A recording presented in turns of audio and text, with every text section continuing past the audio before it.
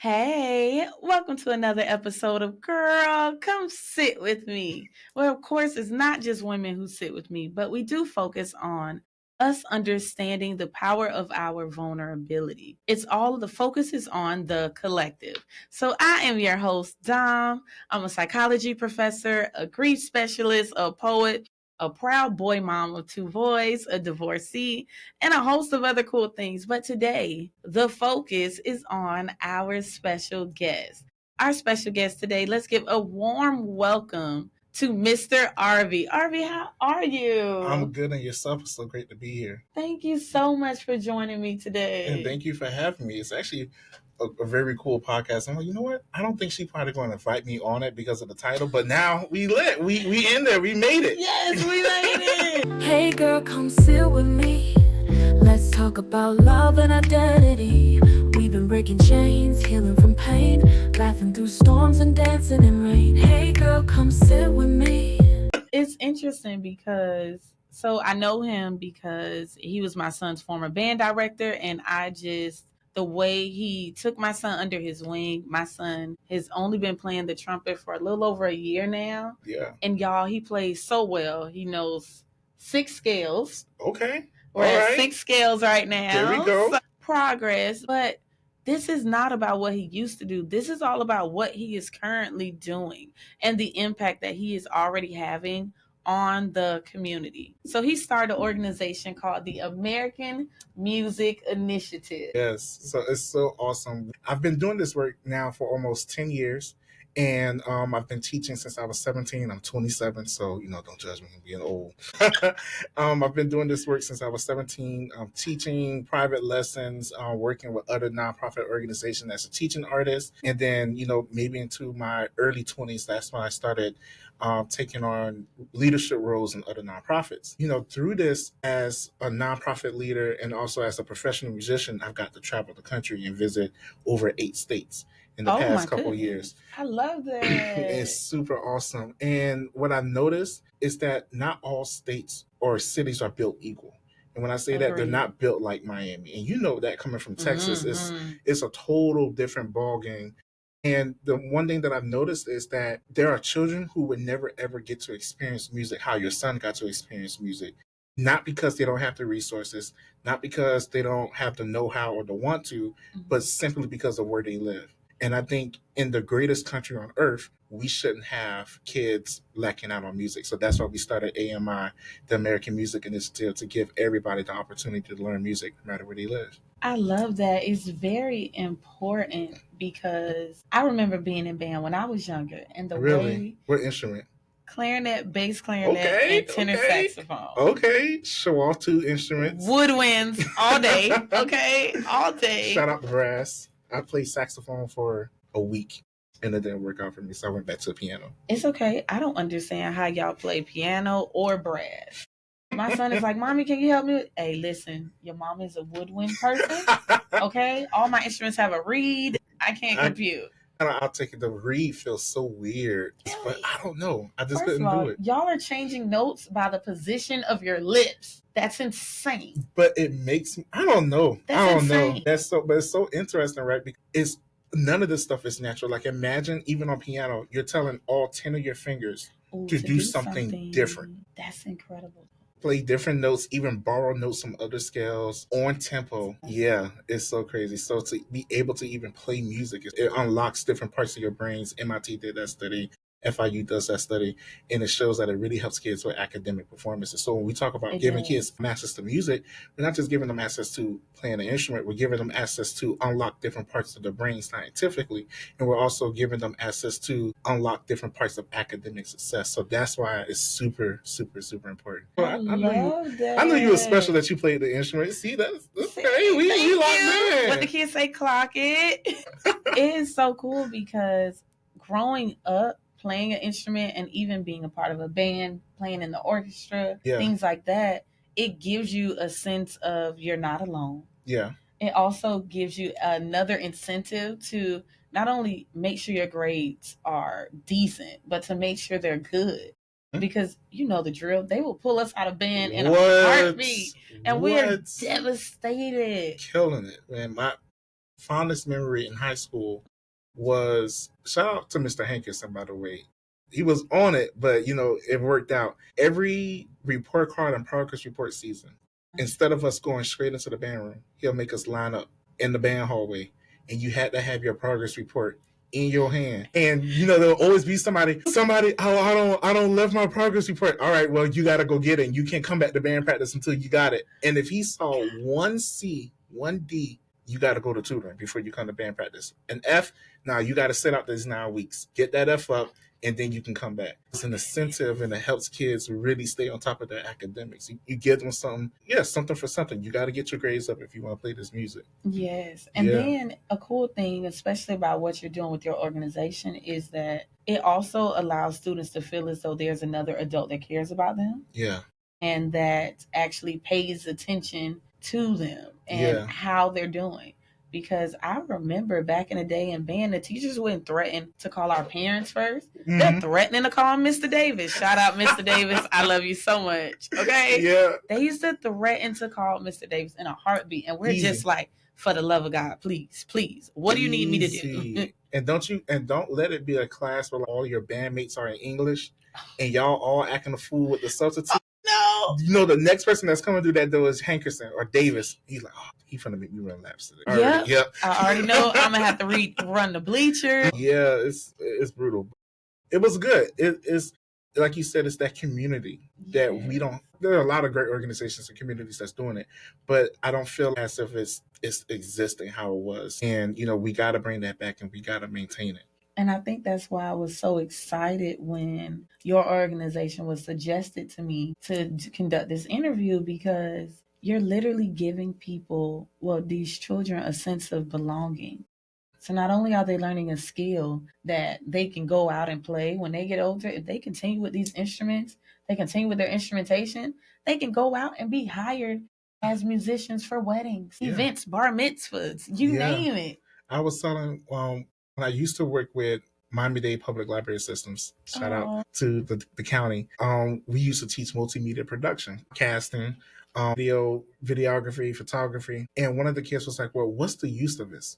I'm not going to ever really use this. And I'm like, how much money do you want to make? And he was saying, well, I want to make about 3,000. I don't know why 3,000 was his number, but I guess when you're 16, 3,000 is like a lot of money. Mm-hmm. So I showed him, okay, dude, you can go and play at a wedding with your guitar and make $300 there. That afternoon, you can go take pictures with somebody else, because he was also a photographer, and you can make another $500. And now that's only Friday. You can do another $800 that Saturday. You can do another $800 that Sunday. You don't major $1,500 on one weekend, where it takes people maybe a whole month to make $1,500, and you still have Monday, Tuesday, Wednesday, Thursday to go crazy if you wanted to. So that's another great thing about the arts, and that's another great thing about what we're teaching at AMI, right? We're not just teaching you how to play an instrument. We're not only just giving you a community of like-minded people to learn your instrument with, but we're also setting you up with skills in the future where you can do it like myself. You can quit your job and actually pursue something that you love to do. And that is going to be, I think, a real treat in the next 10, 15 years, seeing our students grow into young men and women that actually have the tools to do what they want. I think that is the sweetest thing, because even as adults, think about how you remembered your band director and the impact that they had on you. Yeah. We still acknowledge these. These are the people that we look at as another set of parents, because technically we spend so much time, and the children you're building this rapport with the students. Yeah. The students get to have a rapport with someone else, and sometimes they may not feel comfortable enough to go to their parents or something, but they feel comfortable enough to go to you. Yeah. Yes. And and that was I guess what really made us so effective.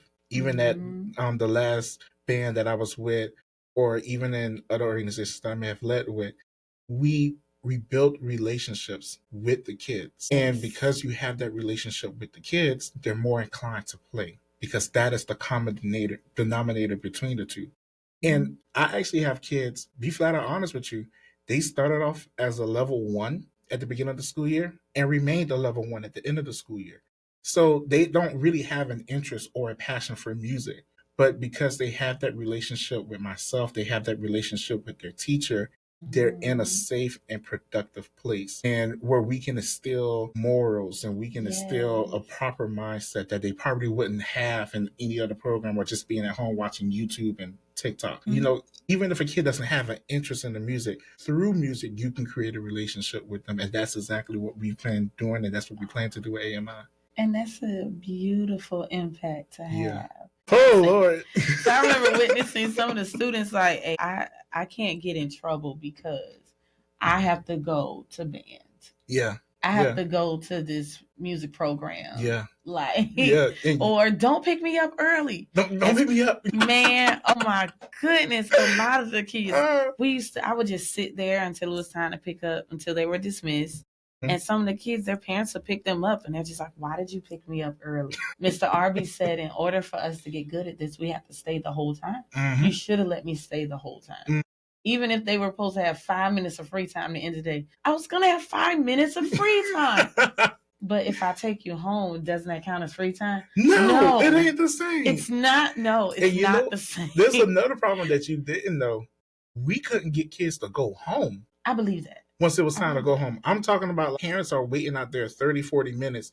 Hey, what time do you get out? 6 o'clock? He told me we get out at 7. What happened? And because they all in my office thinking it's a hangout spot.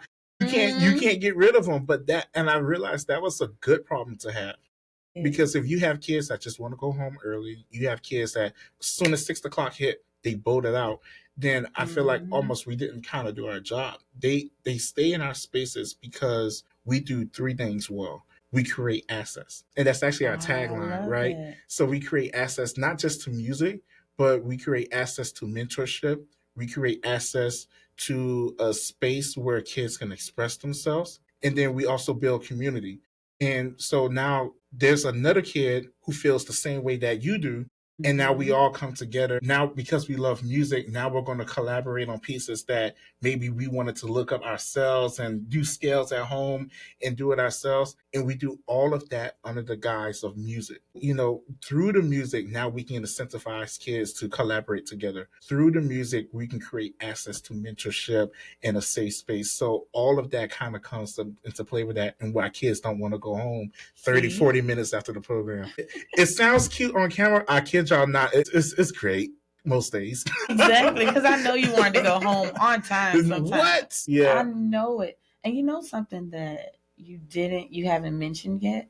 The confidence that it instills in these children. You'd be surprised, as a psychology professor, you'd be surprised how many adults that I teach and I realize they are getting questions wrong on their exams, not because they don't know the information, but because they don't believe in themselves. They don't trust the answers, even when they know it's right. They're like, well, maybe it's this. I'm like, hey, trust your answers. Yeah. Trust yourself. But they don't have the confidence. And that's something that the American Music Initiative is really great at, making sure that confidence, that boost that they need is there. I literally see my son will grab his trumpet and play in front of anybody. Yeah. And that is not. And that wasn't the Sarai I met a year ago. Yes. 2 years ago. That wasn't the Sarai I met a couple of years ago. But that's what music does for you. And and this is what makes us different from other programs that you might expect. And we respect all the programs that do the amazing work that they do. But here's what sets us apart is we create an atmosphere where we'll just, and you've actually been a part of that. I'll give Sarai a piece of music. Hey, take this home. Take it home. Do what you want to do with it for the next 2 days. Come back and let's see what it is. What it does is it creates an atmosphere where now they have to learn something for themselves. And we're going to create such a wide box for you that even if you think that you're moving away from the center, you're still within the range that we want you to be in. You're still learning the lessons that we want you to learn. And now we're kind of leaving that up to you to kind of be more courageous, to kind of be more explorative. And even if you get it wrong, you might learn something in getting it wrong. That's all what improv is. That's all what music is, right? It's just, you're just playing a bunch of stuff until it sticks to the wall. So you get to see kids like a Sarai who did not speak a word for half of the school year, but on the last concert was reading an essay about his favorite musician in front of 200 people at a concert. And I'm like, all right, okay, that's good. Or, and he started off in the second row, but now he's first chair trumpet.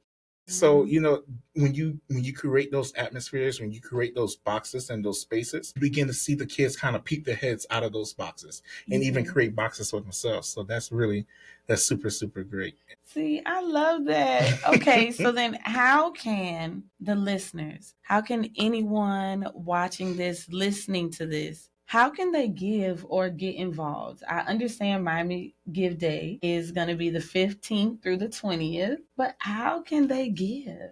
That's so super great. So if you want to give to the American Music Initiative for Give Miami Day, you can go in our social media bios and you can click it.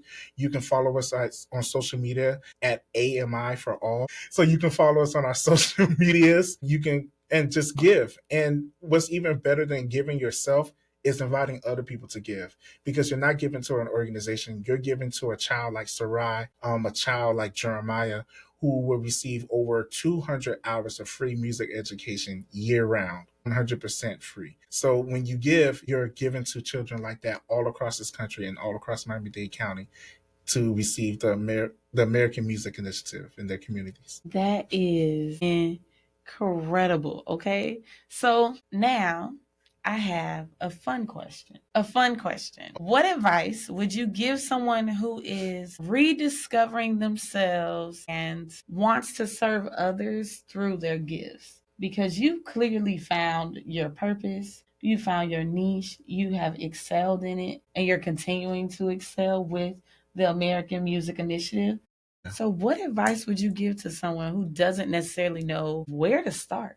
Keep moving forward and exercise patience, because the American Music Initiative just didn't click for me overnight. This was something that I was sitting on for years. Really? Years. And I understood how big of a project this would be, but I never had it in myself to say, okay, I'm going to just go out and step on it. And what happened was, when I say years, I'm talking about maybe from 2018, I was thinking of this exact program. And it took many different forms. And from 2018, well, my homeboy Jeremiah is off camera, but he's been here for every step of it. It started off from working within a library, to working at a bowling center, to interning at the Florida House, to interning at the Florida Senate, to becoming a media instructor back with the library, to now working with a couple other after-school music programs. And through all of that, it made me realize, well, dang, if I can do this, then I can do that. And it was only till the summer of this year that we actually got this up and running, and look where we're at now. 6 months. So just keep moving forward. You will be surprised where you will find yourself a year from now, but you just got to keep moving forward. Don't ever get discouraged about where you're at.